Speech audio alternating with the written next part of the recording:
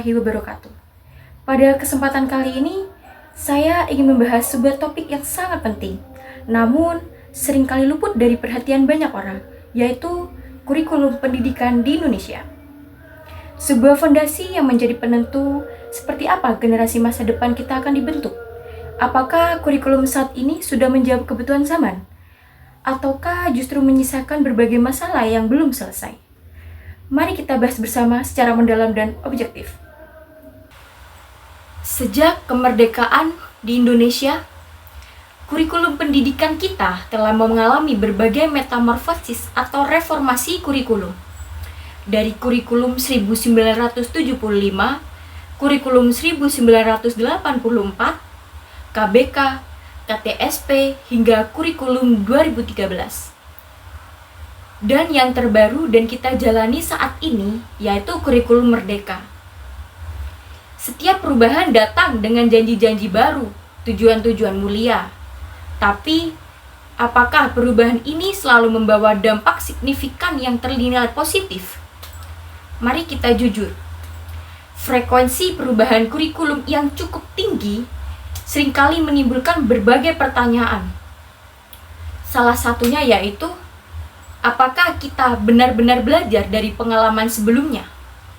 Ataukah kita justru terjebak di dalam siklus ganti menteri, ganti kebijakan yang kurang efektif?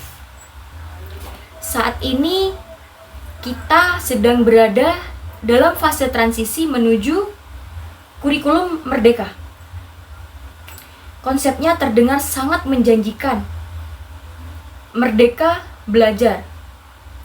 Di mana Merdeka Belajar ini fokus kepada pengembangan karakter, proyek penguatan profil pelajar Pancasila atau yang dikenal sebagai P5, dan diferensiasi pembelajaran sesuai dengan kebutuhan siswa. Ini adalah langkah maju yang patut untuk diapresiasi, terutama dalam upaya mengurangi beban materi yang terlalu padat dan memberikan ruangan yang menunjukkan kreativitas antara guru dan juga siswa. Namun di balik janji-janji itu muncullah beberapa pertanyaan-pertanyaan fundamental, utamanya mengenai bagaimana sih implementasi untuk di lapangannya? Apakah semua sekolah, terutama di daerah yang terpencil, di daerah yang tertinggal, memiliki sumber daya dan pemahaman yang sama untuk menerapkan kurikulum merdeka secara optimal? Apakah kurikulum ini justru menambahkan beban administrasi dan pelatihan guru yang sudah kelelahan?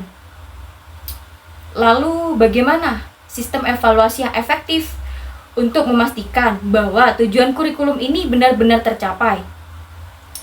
Bukan hanya sekedar formalitas.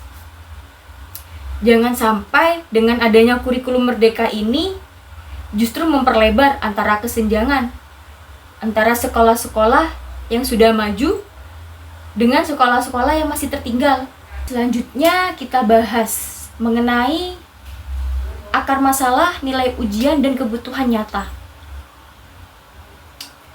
Beberapa tantangan dan kritik sering muncul terkait kurikulum ini secara umum. Kita seringkali terjebak pada angka dan juga peringkat.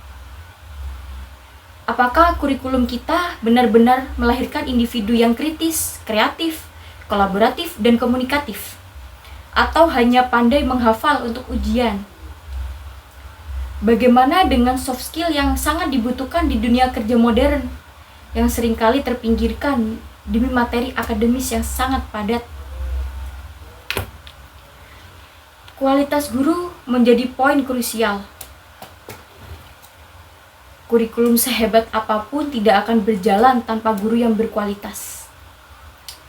Apakah pelatihan dan pengembangan guru sudah memadai?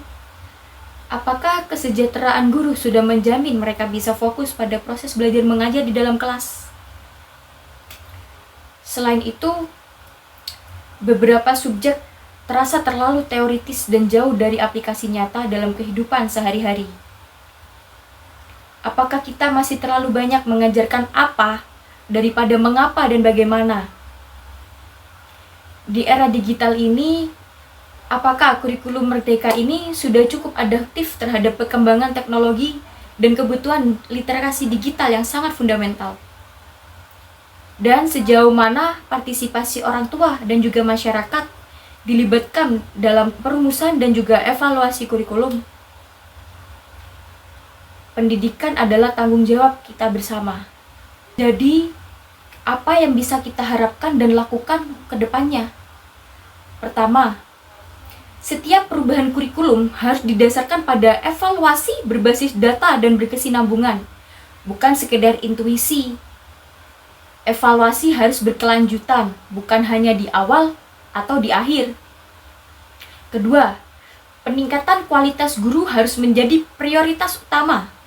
Ini bukan hanya soal pelatihan, tapi juga kesejahteraan, penghargaan, dan dukungan psikologis.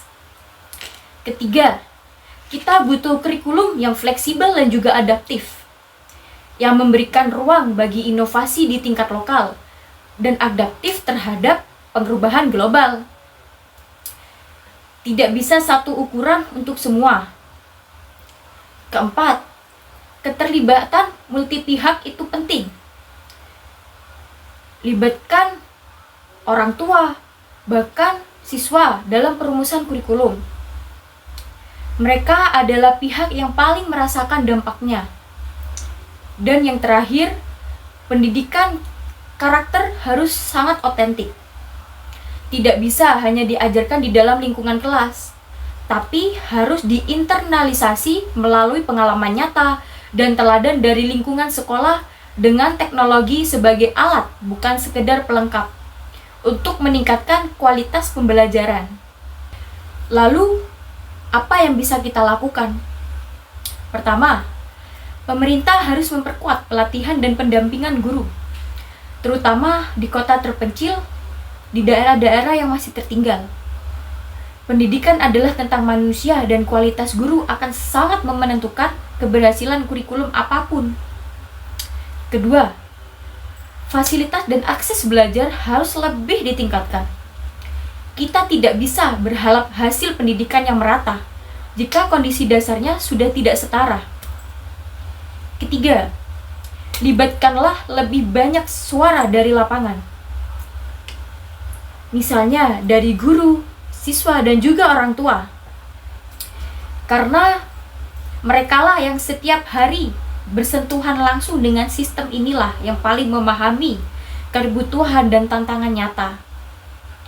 Dan keempat, mari kita ubah cara pandang kita terhadap pendidikan.